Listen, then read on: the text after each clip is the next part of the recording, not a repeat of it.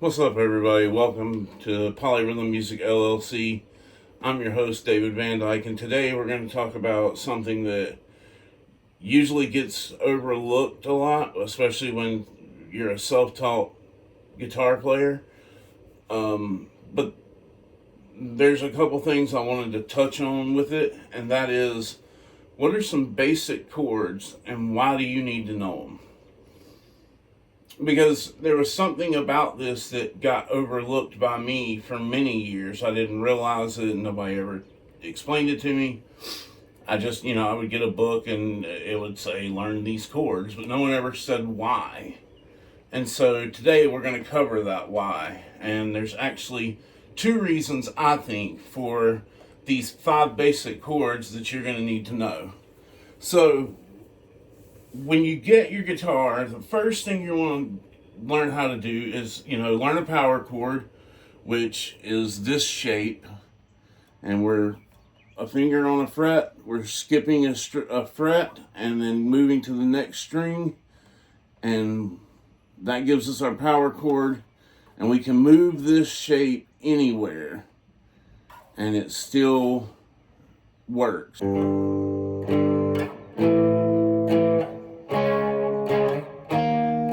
So that's one of the first things you want to learn, in my opinion.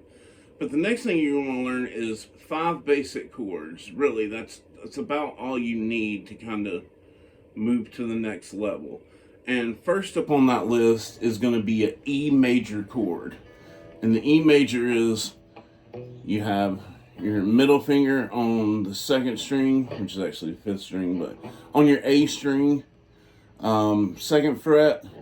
You're going to take your ring finger and go 3rd string, which is your D, 2nd fret, and then your pointer finger is going to go on your G string, 1st fret, which gives you this shape. And when you strum that out, there's your E major chord. And I'm going to run through the chords real quickly, because this is more about what you can do with the chords. I'll explain how to play them, but we want to get to the part that really is, there's a reason why these are so important to the foundation of your guitar playing. So there's your E major. And then we want to go to an A major, which is, you can play this 2 different ways. One way is your middle finger, your ring finger, and your pointer finger all go, your middle finger goes on your D string, 2nd fret, ring finger goes on the G string, 2nd fret, and your pinky goes on the B on your 2nd fret. And then you're going to strum it out. That gives you your A. Next up is your D. We're going to go 1st finger, 2nd fret, G string. Middle finger is going to skip a string and go 2nd fret on the E string, and your ring finger is going to pick up that B string and go 3rd fret. And you have a D major chord. Okay, so we've got E, A, D. We want to go C, which is ring finger on the A string, 3rd fret. Your middle finger on the D string, 2nd fret. We're going to skip a string. You're going to skip the G and go first finger on the 1st fret. That gives you your C. That's a C major chord. And then last, we were going to go with a G, which is your middle finger on the 3rd fret, low E. Your 1st finger on the A, 2nd fret. You're going to skip everything in between, and then on your high E string, you're going to put your little finger on the 3rd fret. So, why are these chords important? Well, in my opinion, there's 2 reasons. Number 1, because any of these 5 chords can be changed to a minor very easily. It takes very little. And usually it's You know, like let's take the E major for example. All the change is you don't fret your first finger. That gives you your E minor. Okay? And all 5 chords, it's something very simple like that. It's usually removing a note. You know, your A minor is the same. But the reason I wanted to do this video was less about that and more about these shapes can be moved anywhere on the fret. And maybe I'm an idiot, and there are plenty of people that would tell you I am. But as a guitar player who's played for many, many years, I never realized that. I didn't take lessons. I never had a guitar teacher. The guitar players that I know, you know, they were kind of self-taught. I don't know if a lot of them realized it. I know a couple didn't because we've talked about it. But these shapes can be moved anywhere. So when you're trying to practice, you're practicing these shapes, but understand that these shapes can go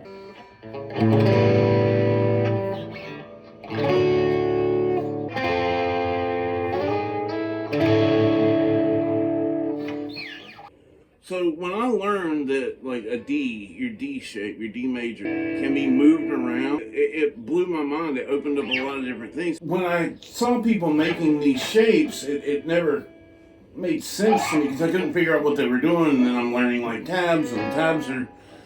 And it finally clicked one day that, oh, they're just making the E major shape, but they're putting it, you know, at the 7th fret. Or...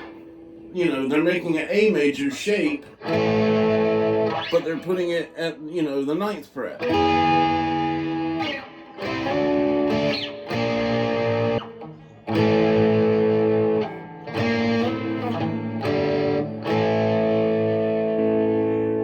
You know, and it opened up a whole new world. So that's why it's so important to learn these 5 major chords. Because, like I said in the beginning, it takes very little to change them to a minor chord, but that's not really what this video is about. This is more of a quick hit video to give you a little insider tip that may not be so obvious. It wasn't obvious to me. Looking back now, it was. Like, I look at it now and go, oh, God, how did I not know that? But I didn't. I had no clue. No one ever told me. So I'm telling you so you don't suffer the same thing. But yeah. That's why these are so important. And you can also throw in like a B. And a B is you're going to bar. You're going to your A string 2nd fret. But you're going to bar all the way across. And then you're going to come down to the 4th fret. And you're going to bar the G or the D, G, and B strings. So these 3 strings. And you can play them however you want. For me, this takes a lot of strength in your fingers, a lot of dexterity. This chord, a B, is very hard to play in the beginning for beginners. Beginning for beginners, obviously. But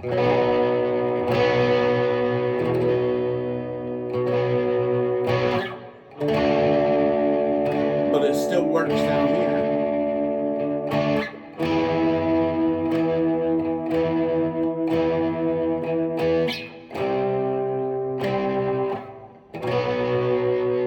So again, I would throw a B in there, maybe. I don't know. It depends on where you're at in your learning. If your fingers have built up some strength, you've been playing a little bit, then I would kind of throw that B in as a 6th chord. But definitely the 5 that you need to know that allows you to move them around and experiment with them. Play around with putting an A chord at 10, you know.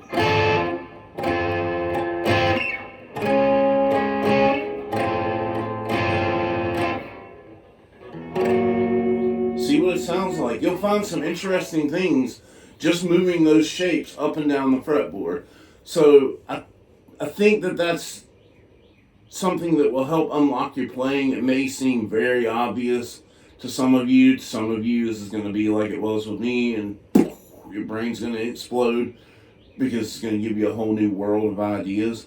But yeah, man, if you're armed with a power chord and these 5 major chords, you're set to go. You'll be able to play all kinds of things and write some amazing stuff.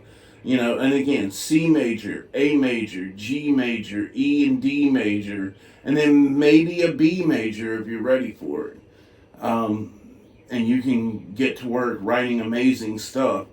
So I hope that helps. Like I said, for a lot of you, it's going to be the most normal thing you've ever heard. Like, well, of course you can do that.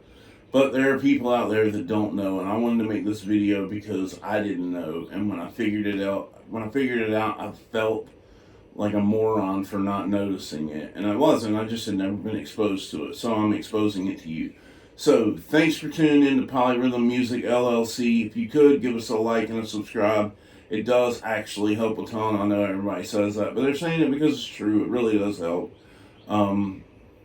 And we're on our way to 1,000 subscribers. We're going to give a guitar away, all that cool stuff. You can check us out on Instagram, Polyrhythm Music LLC.